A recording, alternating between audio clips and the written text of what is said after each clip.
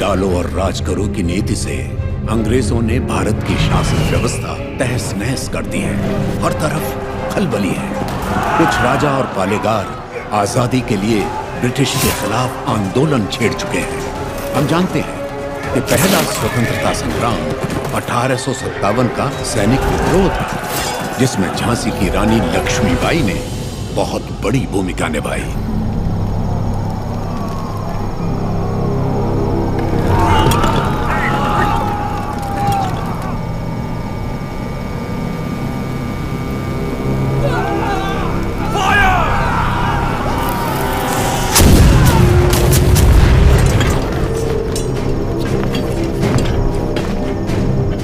महारानी झांसी के नेतृत्व में स्वतंत्रता की ये लड़ाई शुरू हुए 3 महीने हो गए। 20,000 योद्धा हमारे साथ मैदान में उतरे और अब सिर्फ हम 100 योद्धा ही बचे हैं। कल अगर हम रणभूमि में उतरे तो फिर हम 100 भी नहीं बचेंगे। ये स्वतंत्रता संग्राम हमने शुरू किया था और हम ही इसे खत्म करेंगे।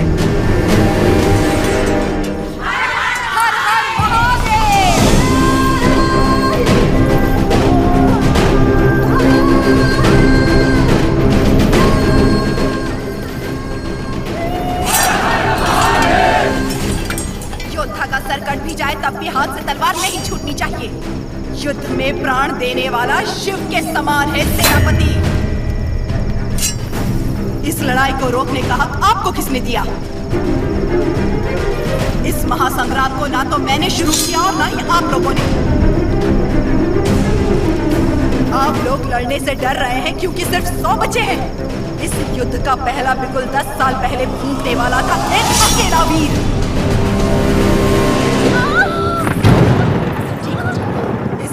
साम्राज्य की जड़ें हिला देने वाला योद्धा एक ही था।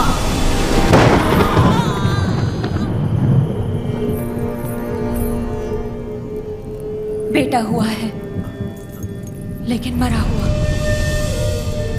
उसका जन्म ही एक महायुद्ध था और उस युद्ध में वो मृत्यु को मार के विजयी हुआ।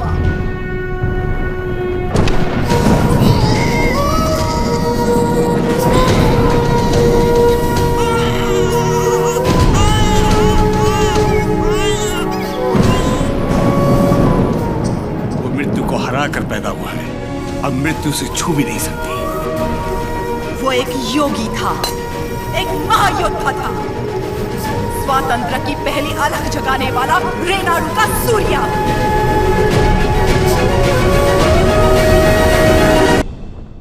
नोसम के पालेगार जयरामी रेड्डी ने अपनी दोनों बेटियां उయ్యాలవాడ के पालेगार मल्ला रेड्डी से ब्याही थी।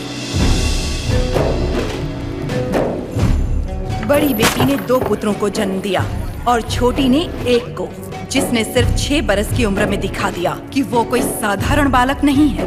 उन दिनों सीमा में भीषण अकाल पड़ा था। वर्षा के लिए यज्ञ करना था। यज्ञ में मज्जारी के किसी वंशज को जगन्नाथ पर्वत पे दीप प्रज्वलित करना था। इस विधान के लिए नरसिम्हा रेड्डी को चुना गया। हर कार्तिक पूर्णिमा को नरसिम्हा रेड्डी के हाथों दीप प्रज्वलन किया जाता। आसपास के सैकड़ों गांवों के लोगों का मानना था कि ये दिया एक उज्जवल भविष्य का संकेत है। नरसिम्हा रेड्डी को उनके नाना ने गोद ले लिया क्योंकि उनके पास नोसम किले का उत्तराधिकारी नहीं था।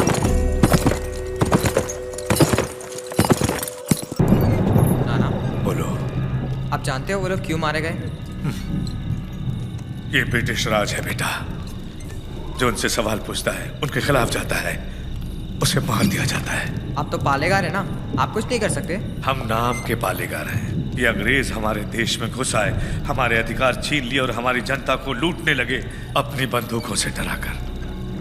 हमारी सत्ता हथियाने के लिए वो हमारे आगे पैसे फेंकने लगे मुट्ठी भर, जिसकी हमें आदत पड़ गई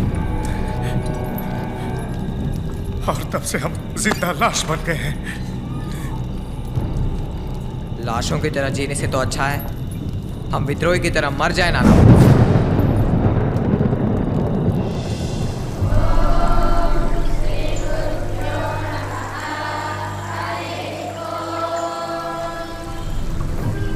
सुना है आपने पूरे देश का भ्रमण किया है? हाँ। क्या सारे देश में गोरे लोग हमारे लोगों को इसी तरह मार रहे हैं? हाँ, मार रहे हैं। तो हमें भी उन्हें मार देना चाहिए ना? नरसिम्हा, अवश्य। तो मुझे आशीर्वाद दीजिए। बेटा, मैं मारूंगा उनको। तुम अकेले कितने अंग्रेजों को मारोगे? 10 को तो खत्म कर ही सकता हूँ। हजारों की सेना है उनकी, वो मार देंगे तुम्हें। तो मर जाऊंगा। मारना मरना महत्व नहीं, महत्व है जीत। जीत के लिए तुम्हें युद्ध करना होगा। युद्ध करने के लिए तुम्हारे लोगों का साथ आवश्यक है।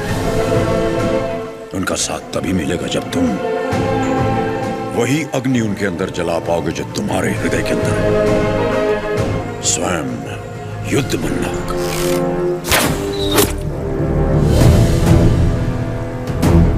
तुम्हारा शस्त्र ये नहीं, तुम्हारा शस्त्र है ये।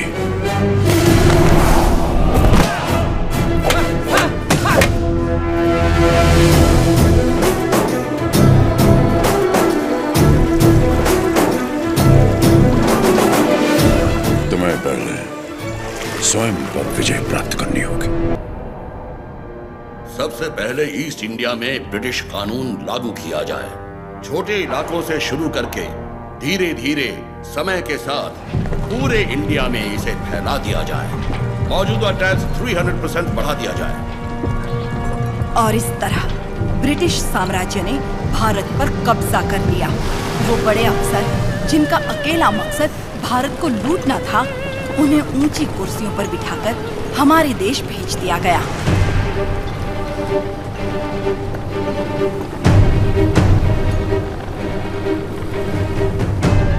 शैतानों की सेना का नुमाइंदा कॉकरेन दक्षिण भारत की तरफ बढ़ने लगा, जिसे भारतीय उपमहाद्वीप की रीढ़ की हड्डी कहा जाता है। लेकिन उसे वीर भूमि रेनाडू के बारे में क्या पता था? वो कहाँ जानता था कि रेनाडू का सूर्य अंधकार की छाती चीरकर उदय हो चुका है।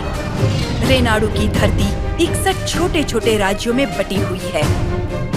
इन राज्यों के सामंत पालेगार कहलाते हैं। ब्रिटिश इन पालेगारों से उनकी सत्ता और एकता दोनों छीन चुके हैं। लेकिन अवुकु राज्य के पालेगार अवुकु राजू, माइडुकुरु के पालेगार वीरा रेड्डी और कर्नूल के पापा खान उन 61 पालेगारों में से हैं जो आज भी स्वतंत्र शासन कर रहे हैं। नरसिम्हा रेड्डी ने इन सबको एकजुट करने के लिए एक महोत्सव का आयोजन किया।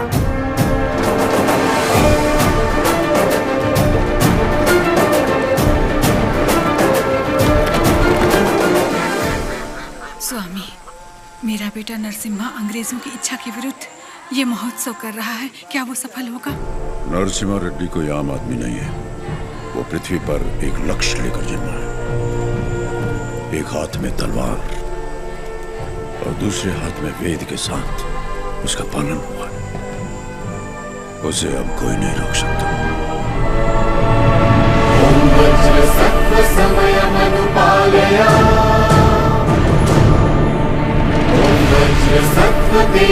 प्रतिष्ठिता विद्रोही में भवः शुतोष्णो में भवः।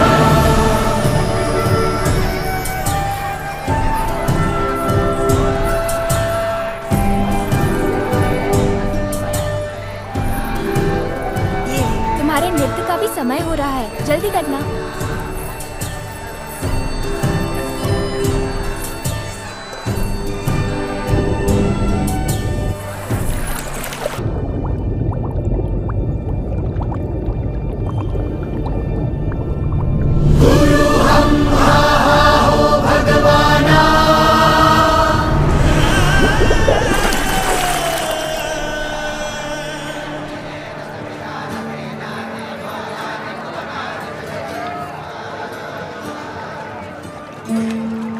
क्या हुआ बेटी? हाँ, स्वामी जी, अंदर कोई है? अच्छा, वो महोत्सव से पहले सरोवर में रहने वाले संगमेश्वर स्वामी की स्तुति करने की प्रथा है। हाँ, लेकिन इतनी देर पानी में? जल में सांस रोकने की विद्या जानने वाले एक महापुरुष हैं, मज्जारी नरसिम्हा रेड्डी।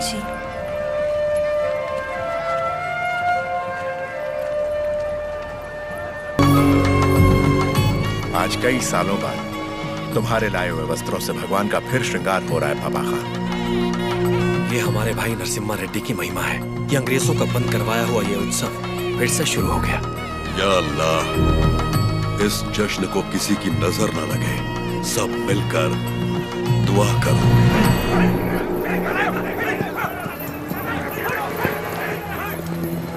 मैं इसे होने नहीं दूंगा। क्या उकराजू, इस मेले की तैयारियां युद्ध स्तर पे हुई हैं। कहां-कहां से लोग मेला देखने आ रहे हैं। होने नहीं दूंगा का क्या मतलब? ये मेला कौन करवा रहा है? नरसिम्हा रेड्डी। इस मेले में योगदान हमारा भी है ना? पर नाम नरसिम्हा रेड्डी का होगा। अच्छा, मुकाबला कौन जीतेगा? नरसिम्हा रेड्डी, और कौन? और हम जीत जाए तो भी सब नरसिम्हा रेड्डी की जयकार करेंगे कि उसने इतना निष्पक्ष मुकाबला करवाया। यानी जीते कोई भी, जयकार उसी की होगी। क्या यह सही होगा बसी रेड्डी? तो नहीं जीतेगा। अपने आदमी को देखो वहाँ, वो नशीली दवा बैलों को पागल कर देगी।